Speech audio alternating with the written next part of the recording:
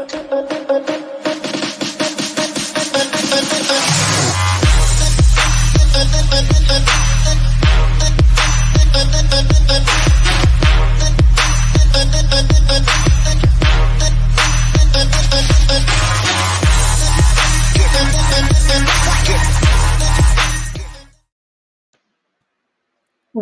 everybody, to Women and Work Culture.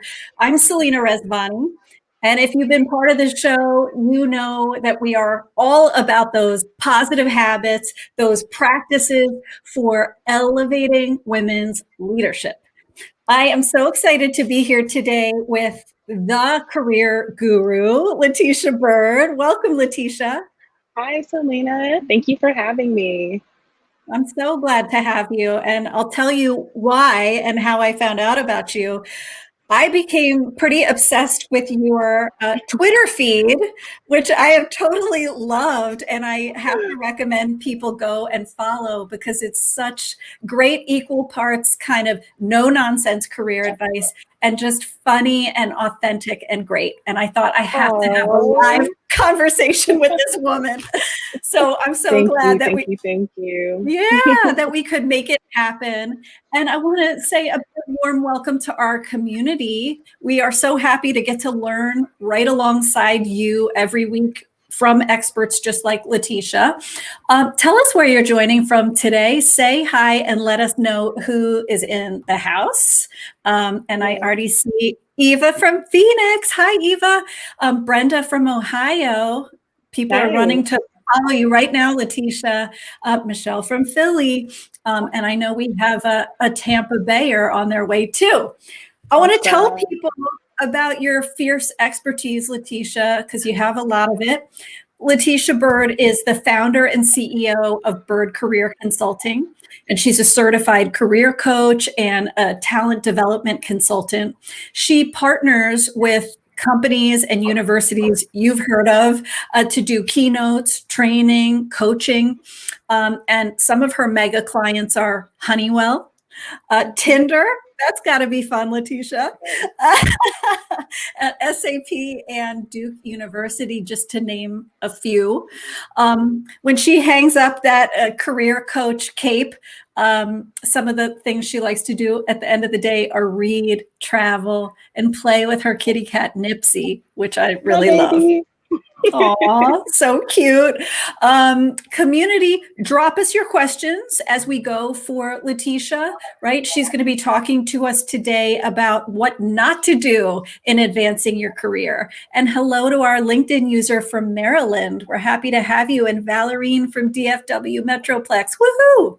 Nice. So, Letitia, I know you've run your career consultancy now for years. I know you primarily work with women when you coach.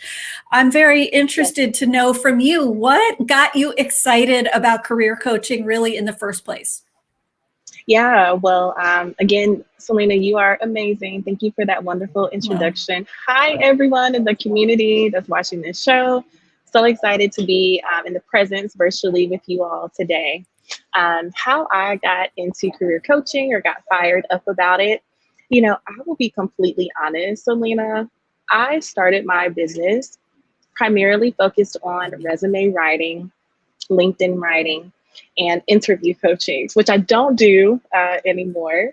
My company has transitioned into a lot of other things. But the biggest thing that I heard from women is, I don't know what I want to do in my career. So a resume won't help me. A shiny LinkedIn profile won't help me because I don't know what I want to do. I don't understand the strategy that goes behind this. And I also don't feel confident in my own abilities, right? And so I took a step back and I said, okay, what are the 3 things that my clients are struggling with? And that's how I got to my coaching values, which are the 3 C's. And that's clarity, confidence, and control. So in terms of coaching, the first C, clarity, is I help my clients get clarity on what it is they actually want out of their career, but then also what skills, what talents, what passions, interests do you have that can translate into the job market. The second C is that confidence, because without confidence, and if you don't know what you bring to the table is going to be really hard to convince a company on that, right? And the Yeah. last thing is control. A lot of us feel out of that we don't have a sense of control. We don't have ownership of our careers. And that is one thing, as you mentioned my Twitter, like that is one thing I always like to preach about is we have a lot more control and buy-in over our lives, over our careers than we may think. And I think it's really important for us to take that power back. So that is essentially how I got into coaching and how I, help my clients thrive based on those three areas. That's awesome. Who doesn't want more clarity, confidence, and control, right? Yes. Like, let's Oh be yeah. real. Who among us does not want more of those Oh things? yeah. We Um, need it. Mm-hmm. and a big welcome. It's so good to see you, Tina from SAP in DC, and Valerine saying she's a Yay. former career chaser herself.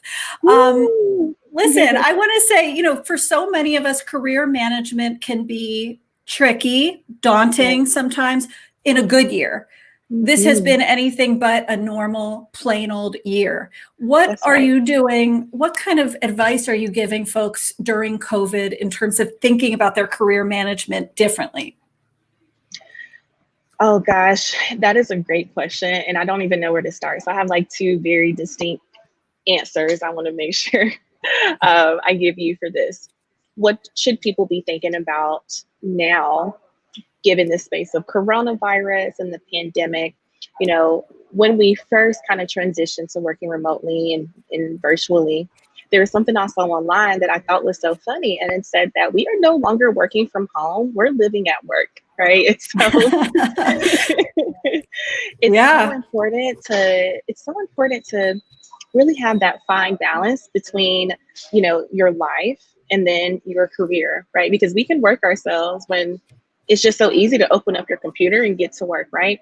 With that being said, we are having to really face ourselves and look in the mirror and take a hard look and say, do I actually enjoy the work that I'm doing?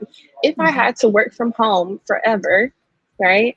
Am I okay with that? We're not able to um, get distracted from our careers by going on vacations and, going out to dinner and doing all these fun activities and things that we would do on the weekends and the evenings to take our mind off of work. There's no escaping, right? And so, again, I think a lot of people are going through a period of self discovery or rediscovery to really figure out, okay, based on what I'm doing now, can I continue to do this and be fulfilled and be satisfied and be happy?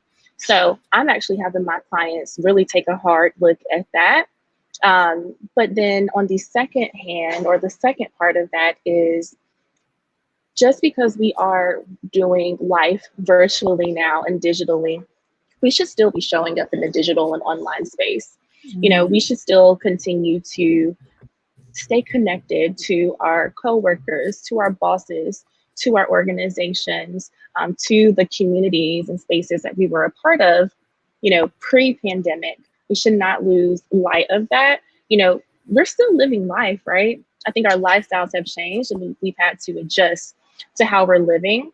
But that does not mean that we should put our career on the back burner, because life will go on, careers will go on, and we have to work, right? So those are the two biggest things that I would say in terms of what I'm advising people to think about and do in the midst of this pandemic. That's great. And I think that's, affirming and like refreshing for a lot of us that this is a chance to reassess. If you haven't, take some time to reflect and ask yourself, am I where I want to be? Is this a good catalyst for a change? And ask yourself, are you showing all the way up That's right. digitally? Are you making your presence felt in these That's circles? right. And welcome, Anissa from Tampa Bay. Valerine, I promise we're going to get to your question in a moment, but I want to dig into Yay. some of these don't do's, right? Because I think Mm-hmm. sometimes for all of us, don't do's, stick in our minds better than must do's. And so let's talk mistakes when we're trying to advance our careers. I've heard you say before in some other interviews that being stuck is a choice. Speaking of control, right? Can you Yes. talk to us about why this mentality of stuckness is your number one career mistake? Yes. Yes. And I understand why, you know, it is easy to feel that, you know, we're stuck, right, with certain things. But it is important to recognize that that is a self limiting belief, that is a self imposed limitation. When you say, I'm stuck, you're allowing yourself to give power to someone else over your career and over your future, right? And so the types of things that I hear or that I ask when people tell me that they're stuck is things that they're really not, that would not mean that they're stuck, such as, well, no one's hiring during this pandemic, or, I am old, right? They're like in their 40s or 50s, and Right. I heard that I'm too old. No one's going to hire me, or I am in a stage of transition and I don't have the relevant experience, so I can't get a job, or hey, this job pays well. Listen, those are all reasons. I don't want to say that these are excuses, but right, if you know me and follow me, I'm a very direct person, but I'm also very caring, right? Again, here, when I think about someone being stuck, here's what I think.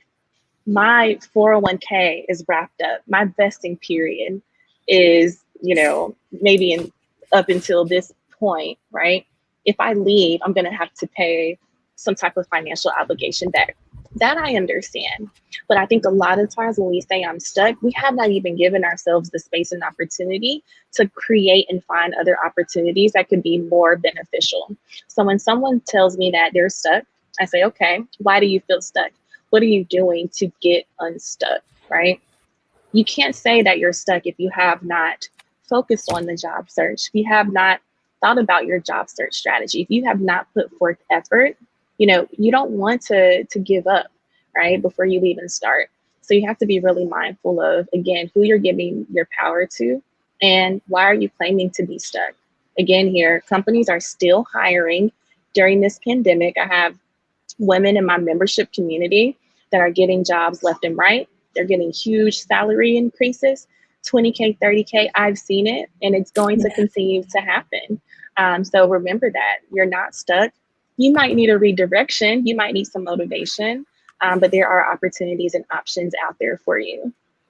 That's awesome. Because listen, the tough love part of it is sometimes it's easier to say I'm stuck, isn't it? It's It easier. is. It's harder to say, let me challenge that thought. Anissa has a Yes. follow-up question. Is there a little thing, a little micro move we can make if we're feeling stuck to get out of that thinking? Yes, thank you, Anissa, for your question. And I think, Selena, you kind of gave the answer away in your question because you said, is there a micro step? And you want to think about your goals with your career. You can have those higher arching, high level goals, but then break them down into smaller chunks so it doesn't seem so overwhelming, right?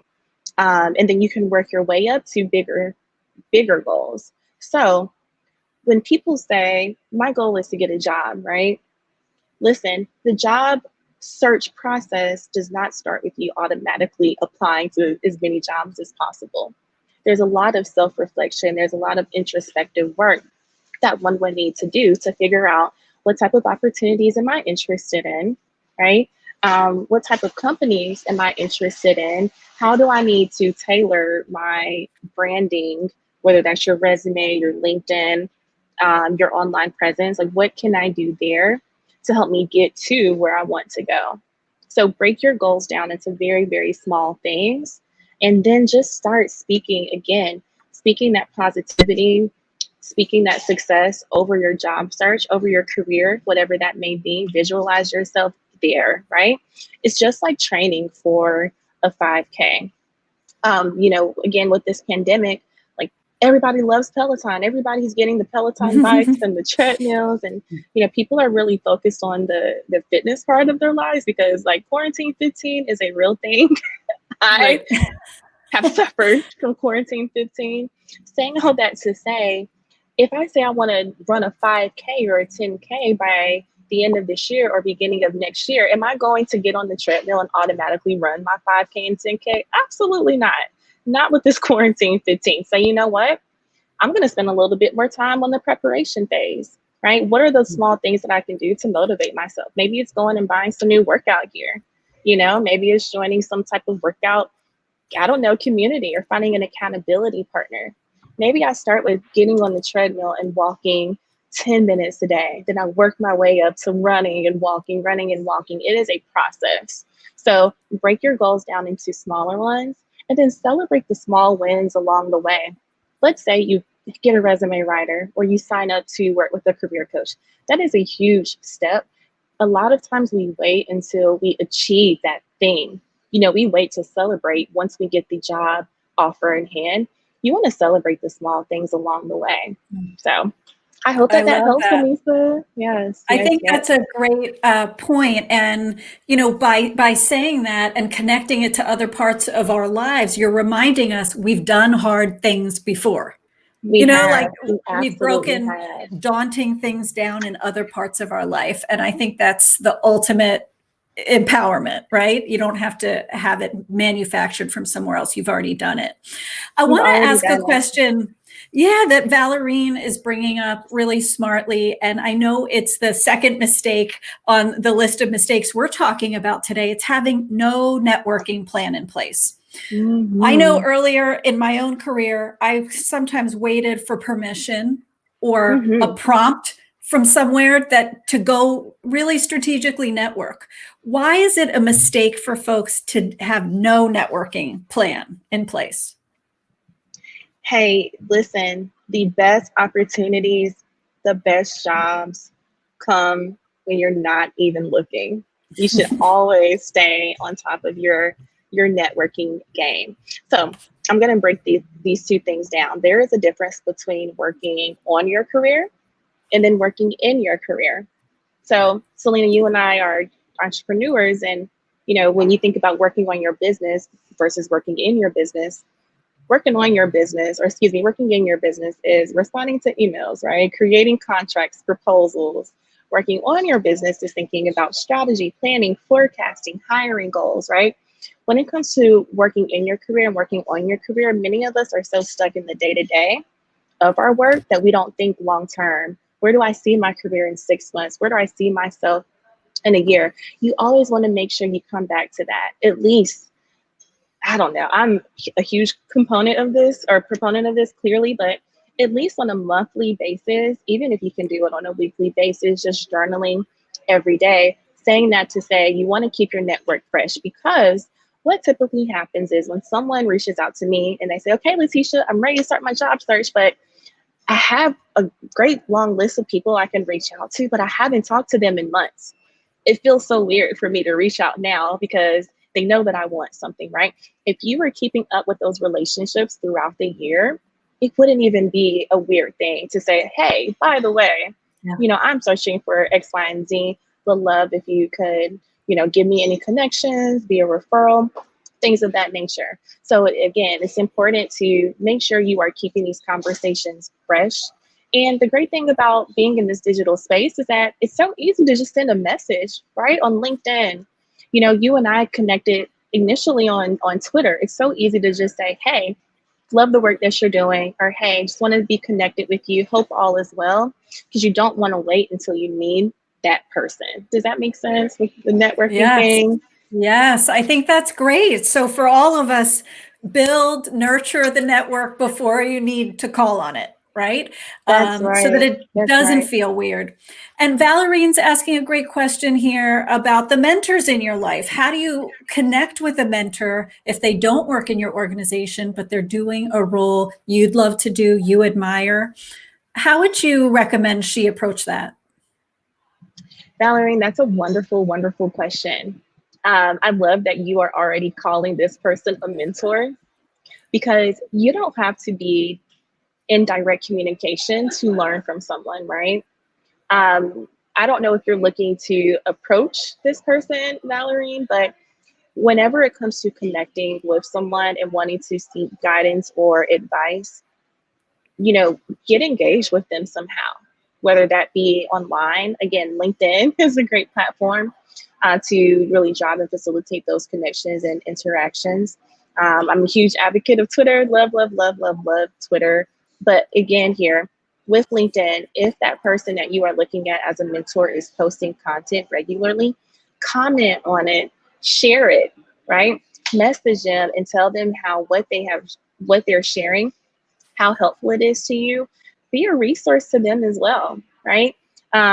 If you see that they're posting something about, diversity and inclusion trends, and Valerie, and I'm not sure what fields you're in, but apparently this person is in the same industry. Follow up and send them some more resources that you think would be of interest as well. With relationships, again, it is a two-way street. So you want to make sure that you are able to add value and show up for them and encourage and support them the same way that you're looking for that in exchange. So it's really about being intentional and strategic about facilitating those interactions. Such good advice. How can we be of service to them, right? Mhm. I love that, to cement the relationship. I had a question for you, which is around the third mistake. This is really close to my heart. I wrote a book about it. That's how much I care about it. And it's not negotiating. So tell us, Mhm. Letitia, why is that a mistake if you're trying to advance? I don't even know where to start with negotiation because I'm passionate about that too. Hey, listen, if you don't ask, the answer will always be no. That's all. No, I have more to say, but no, seriously. If you don't ask, the answer will always be no. And this is really where that confidence comes into play.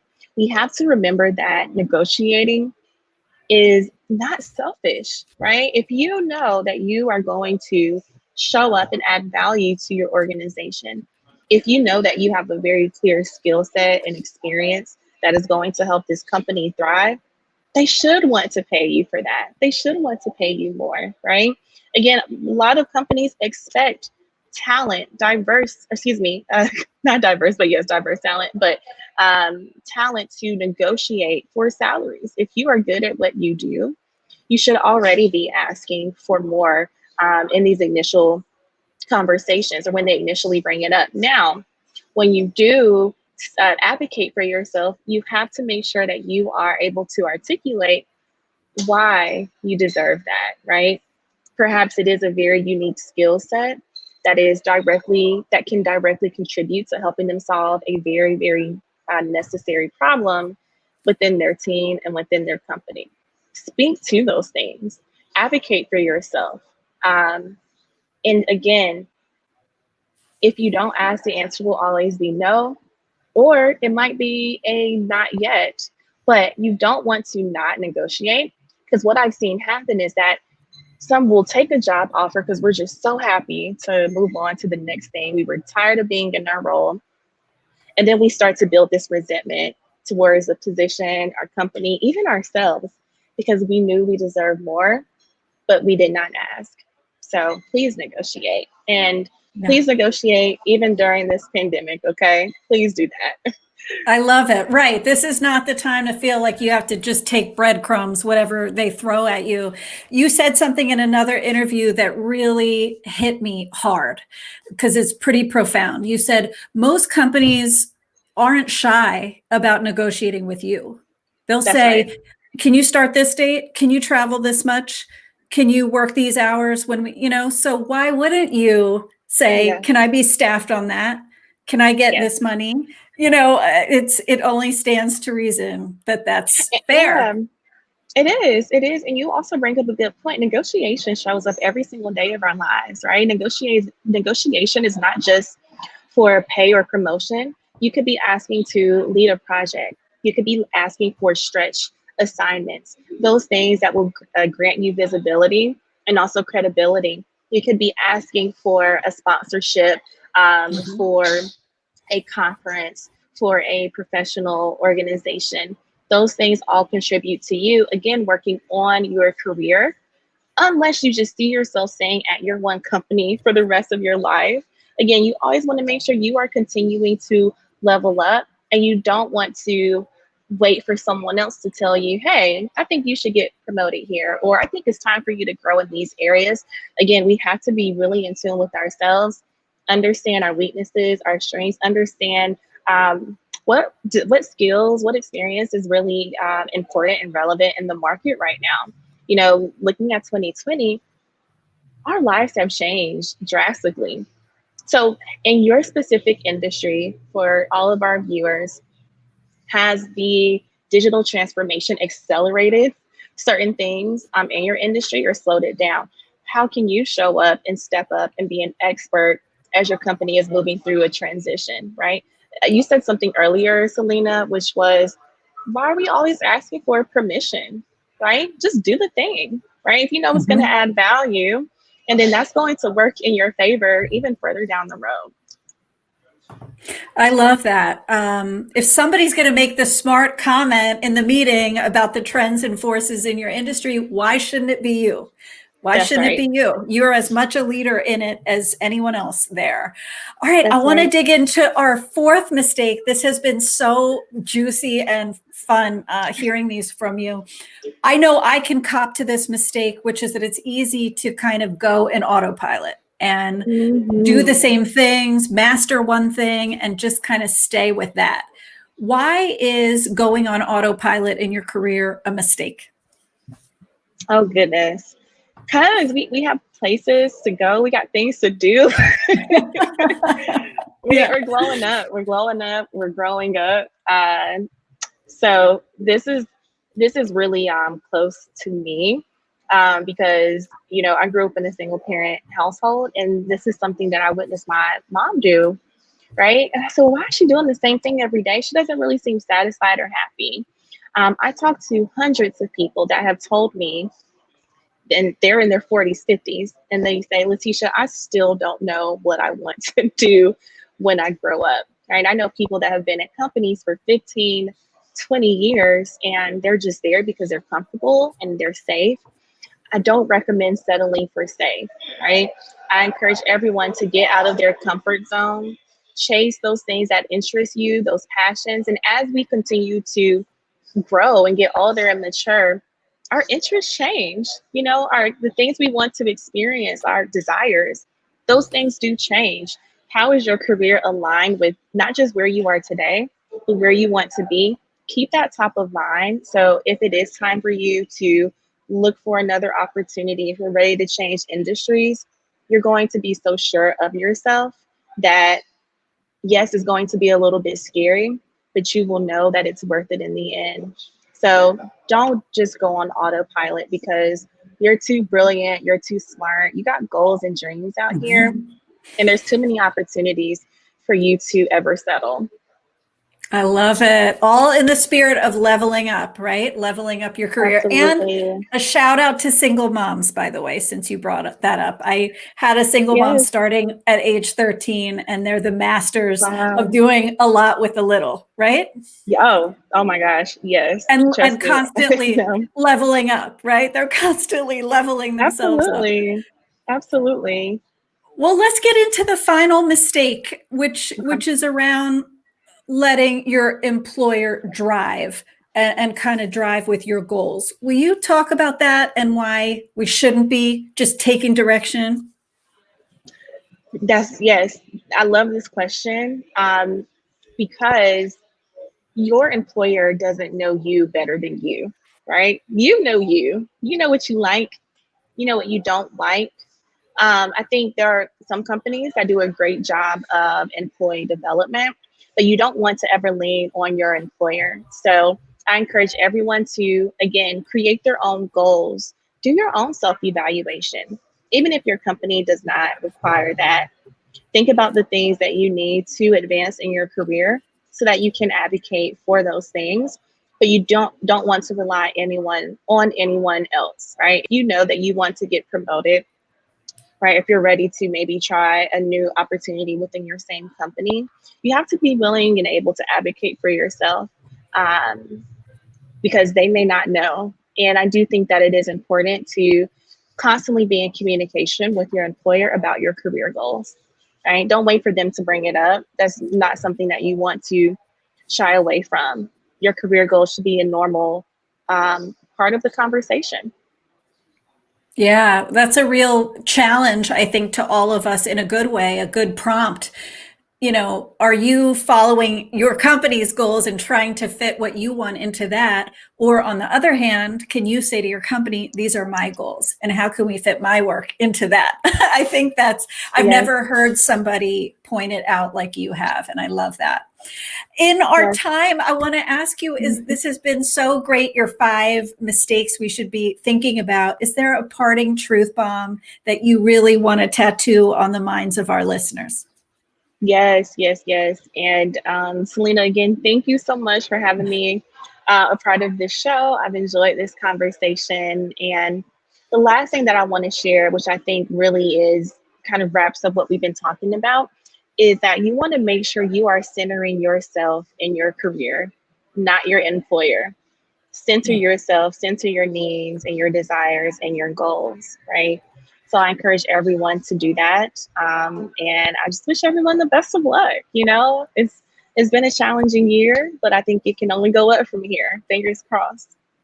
Awesome. Well, you're so good at what you do, Letitia, and we all Thank got a you. Thank huge you. taste of that here today. Thank you for helping people really step into their next best self.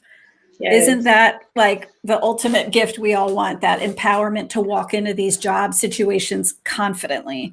absolutely.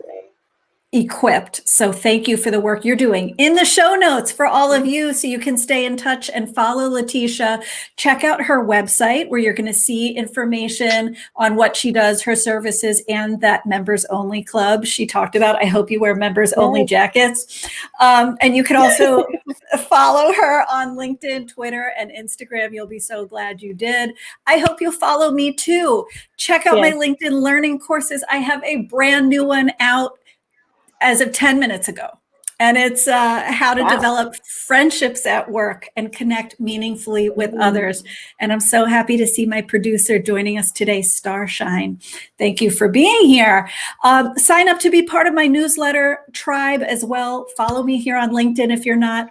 Letitia, I want to thank you so much for all the value you've provided. And I want to Thank thank you. this wonderful community. Stay healthy, stay well, and lead on. Thanks, everyone.